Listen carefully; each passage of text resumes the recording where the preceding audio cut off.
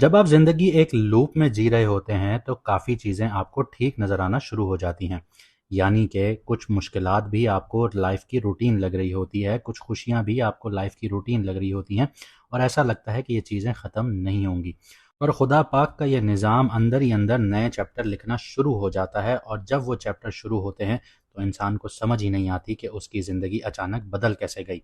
12 अगस्त 2026 रात के 9:15 पर एक बहुत अहम सूरज ग्रहण शुरू होगा जो 10:30 बजे पर अपनी पीक पर पहुंचेगा। ये ग्रहण कैंसर राशि में होगा यानी कि बुर्ज सरतान में लगेगा। इस वक्त नया चांद भी होगा। वैदिक एस्ट्रोलॉजी में सूरज ग्रहण सिर्फ एक एस्ट्रोनॉमिकल इवेंट नहीं होता बल्कि एक ऐसा टर्निंग पॉइंट होता है जो जिंदगी के किसी चैप्टर को ख़त्म करके नई डायरेक्शंस की बुनियाद रखता है। लेकिन इस दफ़ा कहानी सिर्फ सन और चांद की बिल्कुल नहीं होगी, सिर्फ सूरज ग्रहण की नहीं होगी। कैंसर में सन के साथ, चांद के साथ मरकरी भी है, एग्जॉल्टेड जुपिटर भी बैठा हुआ है।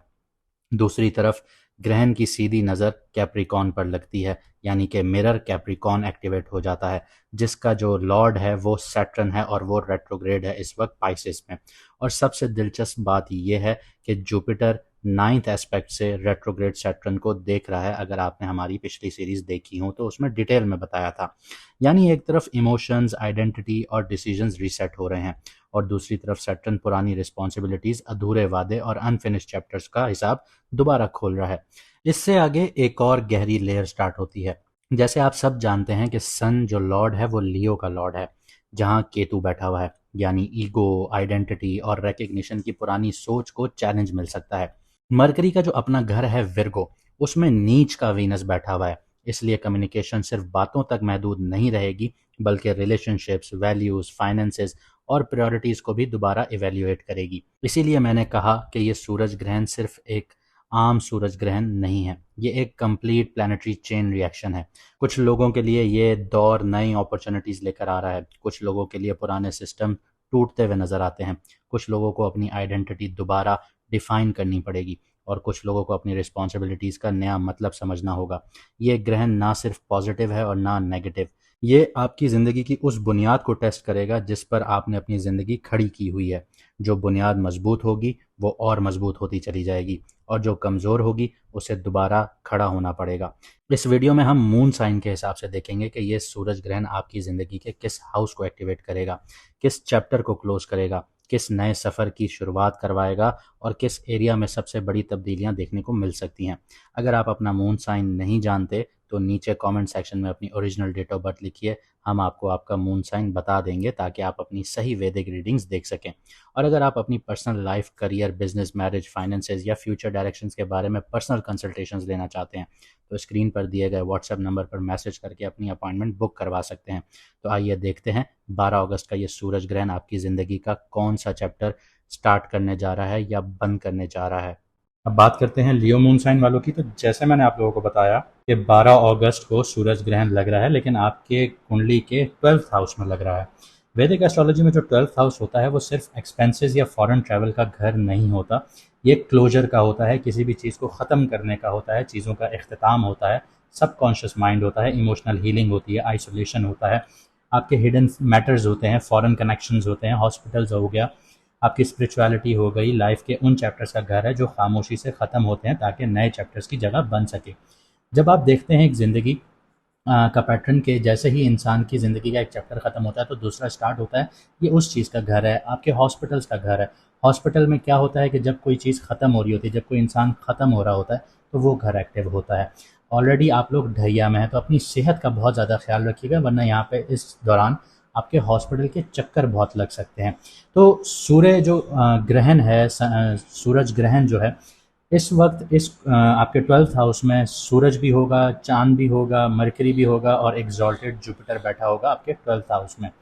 इसका मतलब ये है कि आपके लिए ये तब्दीली बाहर से कम और अंदर से बहुत ज़्यादा शुरू होगी। लेकिन लियो के लिए कहानी और ज़्यादा गहरी हो जाती है जब लियो का जो मालिक है सन जो है वो आपके 12th हाउस में बैठा हुआ है, और दूसरी तरफ लियो के अंदर केतु मौजूद है, यानी आइडेंटिटी, ईगो, रिकग्निशन और पर्सनल कॉन्फिडेंस से जुड़े हुए पुराने पैटर्न्स अब चैलेंज होते हुए नजर आएंगे। हो सकता है कि आपको महसूस हो कि जिस इमेज को लेकर आप इतने अरसे से चल रहे थे वो अब आपको रिप्रेजेंट नहीं करती। ये पीरियड आपको बाहर की तब्दीलियों से ज़्यादा अंदर की तसल्ली ढूंढने पर मजबूर करेगा। इस ग्रहण की जो सातवीं एक्सेस है यानी कि सेवन्थ एस्पेक्ट है वो आपके सिक्स्थ हाउस पर पड़ती है। ये हाउस आपकी नौकरी का, डेली वर्क का, कंपटीशन का, हेल्थ का, कर्ज़ों का, रूटीन का। तो ये सिक्स्थ हाउस आपकी इन चीज़ों का घर है, आपके दुश्मनों का भी घर है। और यहाँ पे ये आपका जो सिक्स्थ हाउस है ये कैप्रिकॉन है, इसका जो मालिक है वो सैटर्न है, पाइसिस में बैठा हुआ है, एग्जॉल्टेड जुपिटर उसको देख रहा है। अगर आप लोगों ने पुरानी सीरीज़ देखी हैं सैटर्न रेट्रोग्रेड की तो उसमें भी मैंने जिक्र किया, जुपिटर की सीरीज़ में भी जिक्र किया। यानी जो प्रेशर आप वर्क प्लेस या डेली रिस्पॉन्सिबिलिटीज़ में महसूस कर रहे हैं वो सिर्फ वर्कलोड का मसला नहीं है, ज़िंदगी आपका काम करने का तरीका ही बदलना चाहती है। और एक और इम्पॉर्टेंट लेयर है जिसको हम इग्नोर नहीं कर सकते कि इस वक्त जो है आपके 8th हाउस में सैटर्न बैठा हुआ है जो कि आपको ढैया से गुजार रहा है। अब इस वजह से लाइफ पहले ही आपको इमोशनली और प्रैक्टिकली मैच्योर बना रही है, ये ग्रहण उस प्रोसेस को और ज़्यादा तेज़ कर रहा है। लेकिन याद रखिएगा कि ढैया का मकसद सज़ा देना बिल्कुल भी नहीं, बल्कि उन कमज़ोर बुनियादों को मजबूत करना है जो फ्यूचर की ग्रोथ को रोकती हुई नज़र आती हैं। लेकिन इस चीज़ में आपको यहाँ पे ख्याल बहुत ज़्यादा रखना होगा कि शेयर्ड फाइनेंसेस हों, टैक्स के मामलात हों, आपके इनहेरिटेंस के मामलात हों, उनमें आपको मुश्किलें आ सकती हैं। करियर के हवाले से बात की जाए तो ये जो वक्त आपके लिए स्टार्ट हो रहा है ये पर्दे के पीछे प्लानिंग का है, हर किसी को बता के अपने काम नहीं करना। कुछ लोगों के लिए करंट जॉब जो है वो छोड़ने का प्लान बन सकता है, कुछ लोगों के लिए फॉरेन अपॉर्चुनिटीज़ एक्सप्लोर हो सकती हैं, कुछ लोग खामोशी से अपना बिजनेस या पर्सनल प्रोजेक्ट जो है वो तैयार करेंगे।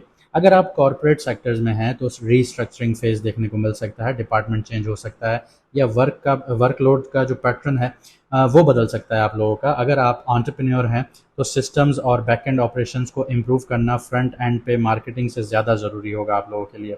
फाइनेंशियली बात करूं तो फाइनेंशियल तौर पर अनएक्सपेक्टेड आपके एक्सपेंसेस बहुत ज़्यादा हो जाएंगे, फॉरेन में जाने का बहुत ज़्यादा दिल चाहना शुरू हो जाएगा, बातें शुरू हो जाएंगी, आप कुछ इनिशिएटिव्स भी ले सकते हैं, मेडिकल नीड्स बहुत ज़्यादा बढ़ जाएंगी, एजुकेशन पर खर्चा हो सकता है, रीलोकेशन हो सकती है, फैमिली की रिस्पॉन्सिबिलिटी की वजह से खर्चे बढ़ सकते हैं आप लोगों के।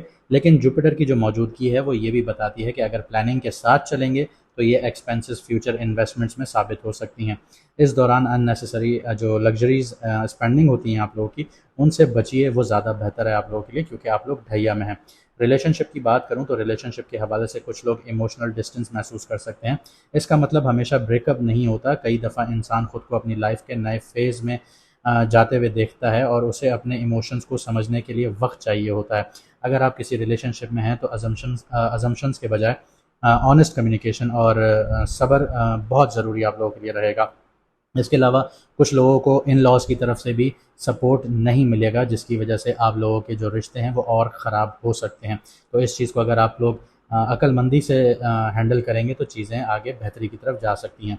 हेल्थ की बात की जाए तो हेल्थ के लिए स्लीप पैटर्न, स्ट्रेस लेवल और मेंटल एग्जॉशंस को इग्नोर मत कीजिएगा। अगर बॉडी रेस्ट मांग रही है तो उसे नज़रअंदाज बिल्कुल भी मत कीजिएगा, वरना आपकी जो परफॉर्मेंस है वो अफेक्ट करना शुरू कर जाएगी। मेडिटेशंस कीजिए, अपनी नींद पूरी लीजिए, डिसिप्लिन रूटीन रखिए और इस दौरान आपको ये चीज़ें बहुत सपोर्ट करेंगी।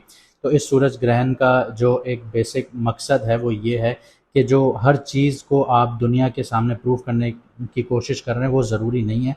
कई दफ़ा ज़िंदगी का सबसे बड़ा जो ट्रांसफॉर्मेशन है वो खामोशी से होता है।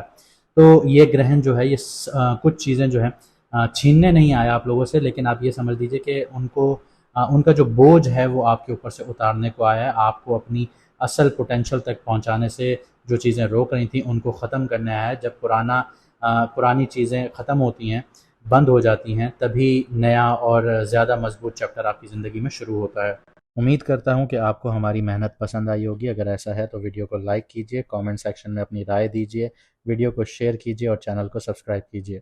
अगर आप लोग अपॉइंटमेंट लेना चाहते हैं तो व्हाट्सएप का नंबर आपकी स्क्रीन पर आ रहा है, 50% फ़ी ऑफ है, मैसेज करके अपना अपॉइंटमेंट बुक करवा लीजिए, लिमिटेड स्लॉट्स हैं। मुझे दीजिए यहाँ से इजाज़त, मिलते हैं अगली वीडियो में सितारों के सफ़र पर।